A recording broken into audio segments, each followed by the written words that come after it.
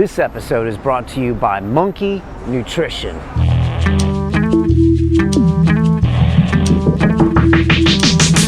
Well, for all athletes, the idea is not to just get as strong as possible. You're not a strength specialist. You're not a power lifter. You're not an Olympic weightlifter. You're not a kettlebell sport guy. Right. Okay? Those are specific sports unto themselves.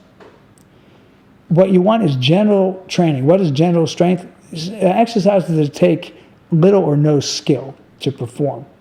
They have the biggest bang for the buck. They're the ones that will give you the greatest carryover value into other activities. The idea that you can do kettlebell snatches or Olympic lifting to make yourself more explosive, I've never seen any evidence to support that whatsoever. Wow. I've never seen in the 52 years that I've been training that you can selectively work fast twitch muscles. Wow, because a lot of entire programs are built on that. Well, it's under the premise that you can selectively recruit fast twitch muscle fiber. I've never seen that. Okay. And there's plenty of people on the same wave as myself. Okay. Tons of people, maybe half the strength community agrees with that. Okay. So but I'm just talking about my own experience. I'm not talking about double-blind studies or any of this stuff. I'm just saying 52 years in the gym, having done it myself, I did not see the benefit. And when you start slinging weights around like that, the risk to benefit ratio is dubious at best. Okay. I find that controlled speed movement is much better. And, obviously I want to get strong, but not to the point where I become a specialist. There is a point of diminishing returns in your strength training. How much stronger do you need to be in order to perform?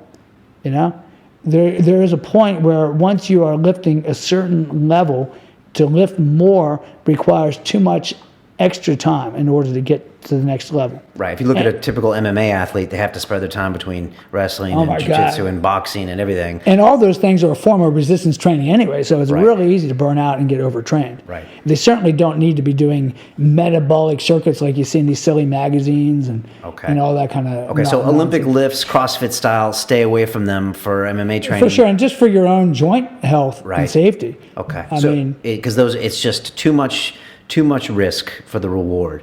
Too much risk for the reward, and you don't get that much carryover benefit to improvement in your sport.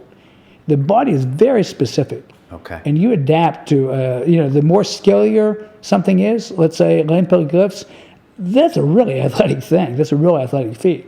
But the time spent in performing and perfecting them and so forth could be better spent on the mat, for sure. Okay. And there's plenty of other ways, safer ways, to get really, really strong that don't involve throwing yourself under a barbell. Okay. Basically, Olympic lifting is throwing a barbell and jumping underneath it and catching it. I've never heard it described that way, but you have a good point there. So what is the supplemental exercises that you're... Well, just basic stuff like chin-ups or pull-ups, dips.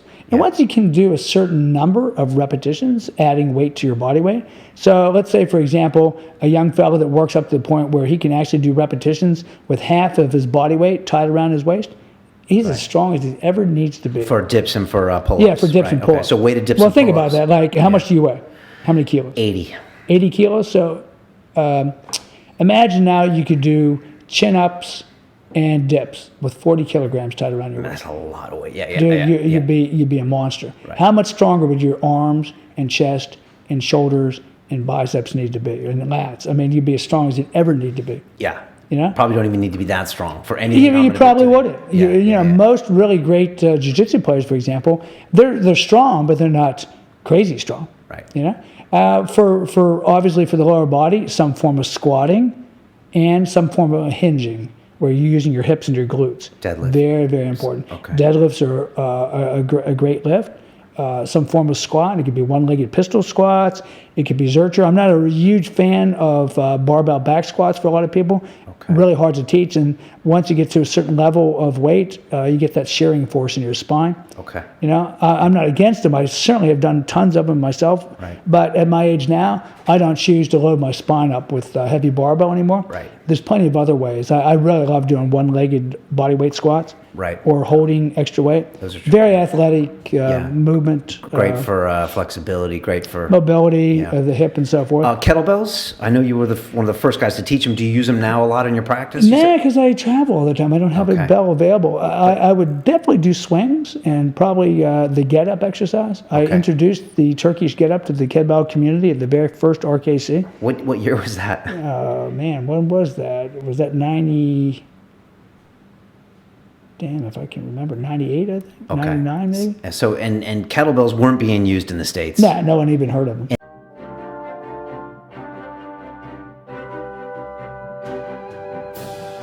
This week on London Real, we're taking you back to our 2012 interview with futurist Jacques Fresco.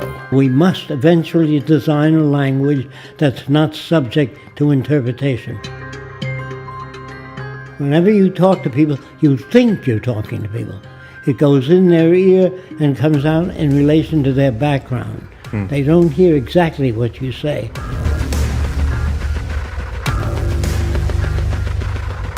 There is no way you can think outside of your culture. What if we elected you president this year and you started in the Oval Office January 20th, 2013? I'd be shot in 3 days. Who makes the decisions in the Venus Project? The answer, nobody. They arrive at them. We abolish all separate nations because they're all corrupt. Jacques Fresco has been designing cities of the future. What do you think of England and London? Foul, awful, no city planning. All cultures are corrupt. And the banking system? What will we do with Bank that? it gone, no money anymore.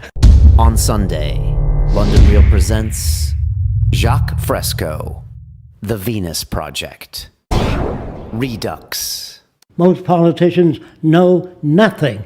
Please don't take my word for it. Ask them.